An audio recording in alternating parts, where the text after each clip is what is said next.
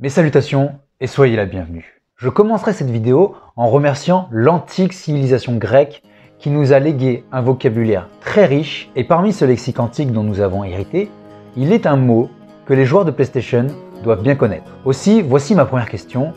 Savez-vous ce qu'est le Kratos ?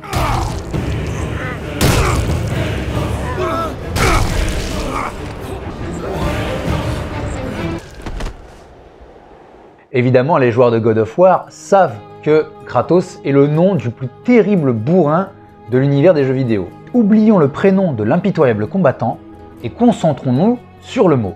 Dans la mythologie grecque, Kratos est une divinité qui symbolise l'autorité, la solidité, la puissance. Autrement dit, Kratos représente le pouvoir. Dans la civilisation grecque, Deimos, qui signifiait peuple et population, ajouté à Kratos, qui signifiait le pouvoir, donnait Demos Kratos, ce qui dans notre belle langue française a fini par devenir démocratie. La démocratie peut prendre plusieurs formes. Soit elle implique l'ensemble des citoyens ayant accès au vote dans les processus de décision, c'est la démocratie athénienne, soit elle permet à des citoyens élus par les autres l'accès à des fonctions exécutives, comme durant les élections présidentielles, ou des élus censés les représenter et élaborer des lois, élections législatives. C'est la démocratie représentative et c'est toujours le régime en vigueur en France depuis le début de la Ve République. Mais si la démocratie est un système politique permettant judicieusement de gouverner une population ou un ensemble de populations unies sous une même bannière, des systèmes politiques il en existe bien d'autres. Et certains sont vraiment théoriques, tandis que d'autres ont bel et bien existé, voire continuent d'exister. Et ces systèmes politiques sont relativement difficiles à faire évoluer. Ils peuvent être le résultat d'un héritage culturel, la conséquence de conflits armés, ou encore l'influence de forces politiques extérieures. Au travers de cette série d'épisodes courts, je vais décortiquer plusieurs craties, les analyser, les définir et les illustrer d'exemples historiques, voire actuels. Dès lors, commençons par un premier épisode sur ces systèmes politiques, et je préfère vous prévenir, si vous n'êtes pas croyant, vous n'aimeriez pas y vivre. Découvrons ensemble la bien nommée théocratie.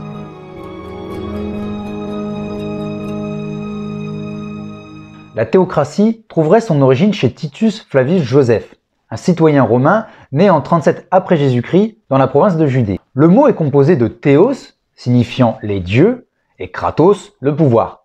La théocratie, c'est donc le pouvoir des dieux. À cette époque reculée, théocratie n'a pas le même sens que celui qu'on lui donne de nos jours.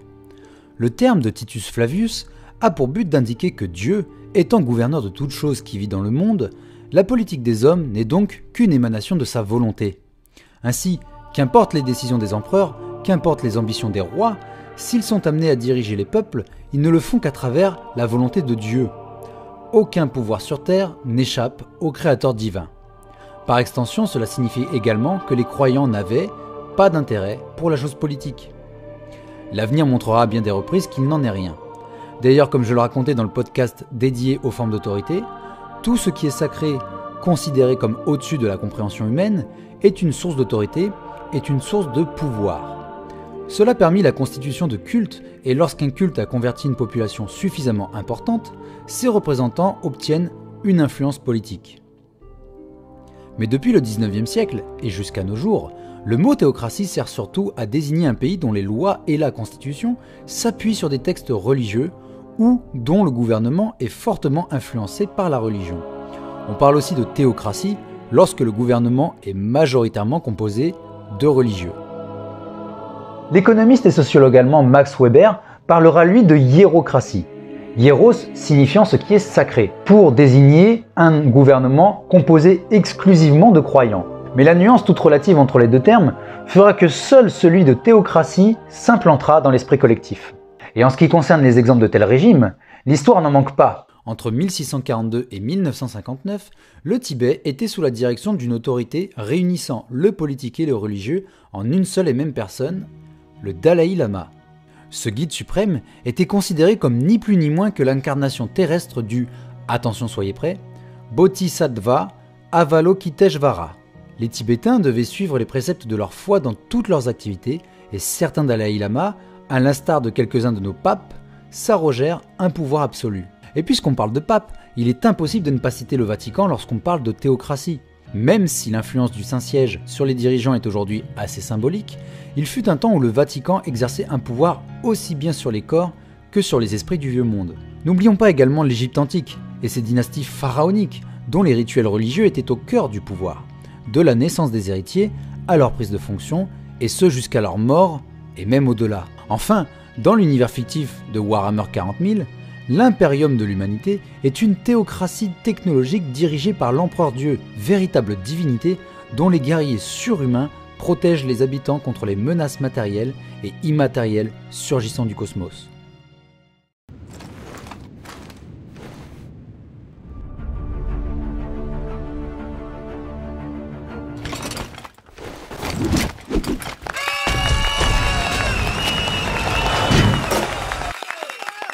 Mais aujourd'hui, en ce début de millénaire où la technologie est omniprésente, où nous sommes héritiers de siècles de science qui d'ailleurs continuent de progresser, une théocratie peut-elle encore exister? En 2020, la majorité des théocraties se retrouvent au Moyen-Orient, notamment en Arabie Saoudite, au Yémen, en Iran. Dans ces pays, les textes religieux forment le cadre légal de toute activité. Même si leur vision de la foi diverge d'un territoire à l'autre, l'islam indique que le religieux et le politique ne font qu'un. Vouloir écarter Dieu de la politique, c'est vouloir écarter Dieu de ce qu'il a lui-même créé.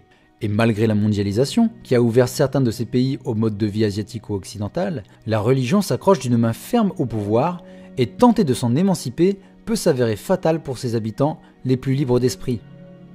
Ainsi, des choses qui dans une démocratie laïque nous paraîtraient banales, nous paraîtraient justes, nous paraîtraient être du simple bon sens, ces choses pourraient tout simplement être illégales dans des pays théocratiques, comme au hasard, le fait de pouvoir dessiner des caricatures concernant une religion. Dans son livre, Les identités meurtrières, Amin Maalouf explique que parmi les premières choses qui permettent à un individu de se construire, il y a notamment la religion. Or, la mondialisation, même si elle permet des échanges culturels importants, est aussi souvent perçue comme le fer de lance de l'impérialisme occidental.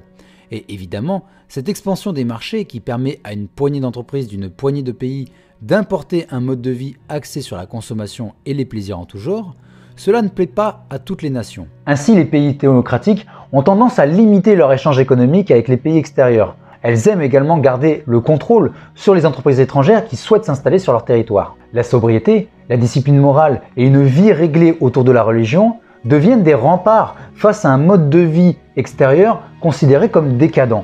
D'ailleurs, l'un des meilleurs exemples de théocrate dans la pop culture actuelle, c'est un personnage bien connu des fans de Game of Thrones. Il s'agit du Grand Moineau. Le Grand Moineau qui a fait de la capitale Port-Réal un véritable enfer pour ses habitants et en particulier pour certains membres de la famille royale. Dans la prochaine vidéo, on s'attaquera à une autre forme de gouvernance. Un système politique que même Machiavel, Rousseau et le philosophe écossais James Mackintosh craignaient par-dessus tout et que nous sommes peut-être déjà en train d'enclencher. Je vous remercie d'avoir visionné cette vidéo. Si elle vous a plu, n'hésitez pas à la partager autour de vous. En attendant de vous retrouver dans une prochaine vidéo, je vous souhaite d'excellentes lectures. Et n'oubliez pas, n'oubliez jamais, le savoir, ça se partage. À bientôt.